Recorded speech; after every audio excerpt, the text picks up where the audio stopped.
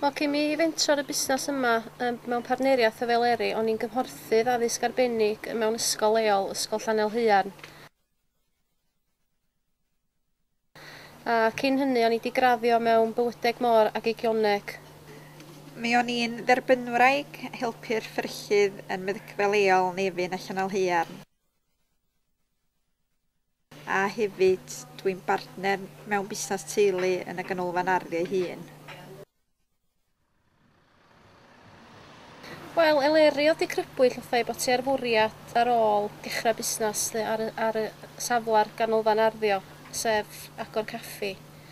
A fel ffrindiau blynyddoedd lawar, oedd ynodd i mi. So'n isio mynd mewn partneriaeth efo hi.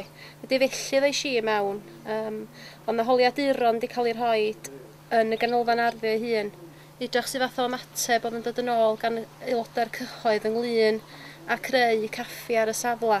Mi gysylltais i a Flexible Business yng Nghaerdydd. Dyma nhw roed fi drwad i Menter Môn, sef rhan o annog mewn ffordd. Mi is ar gwrs dridiau yn griciaeth fel start-up busnes i wybod sut i ddelio efo gwaith treth a felly. A yn fanno nath nhw feddwl lasa fysa gen i gyfle da i gael grant. A wedyn mi helpodd annog mi drwy'r holl broses mewn ffordd i wybod i wneud cynllun busnes a felly a wneud y gwaith marchnata i gyd yn barod. A wedyn oedden ni roed yng Nghais i fewn ac o fewn mis oedd y panel yn cyfarfod. A mi gafon ni wybod oedden ni wedi bod yn llwyddiannus i gael 47% o rant yn erbyn tu fewn y caffi mewn ffordd oherwydd y ganolfan arddio sydd wedi adeiladu'r adeilad. Mewn ffordd, da ni fel les o'r ganolfan arddio ar yr adeilad ei hun mewn ffordd. Dim ond am y holl hitema tu fewn gafon ni'r grant.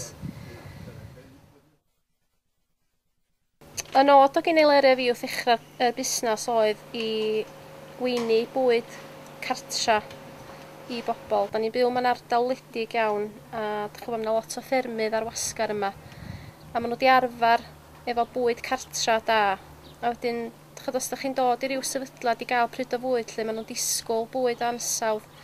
A dwi'n meddwl bod ni wedi llwyddo i wneud hynny lle i gyrraedd y nod yna, herwydd mae gennym ni lot o bobl lleol sy'n dod yn ôl at ni bellach yn rheolaidd lle maen nhw'n gwsmeriad rheolaidd. Am hynny'n braf i Eleri a fi weld bod ni'n cael adborth. Mae bob adborth da ni wedi gael gan y bobl leol yn reit bositif lle. A dyma'r cynnyrch da ni ddefnyddio mwy na lai yn dod o 20 milltir radiws o'r caffi os lle mae'r caffi yn sefydlog lle. Da ni'n defnyddio Rhyd y Gwistil lawr y lôn. Da ni'n cael llefrith a'n menyn gynnyn nhw a'n caws.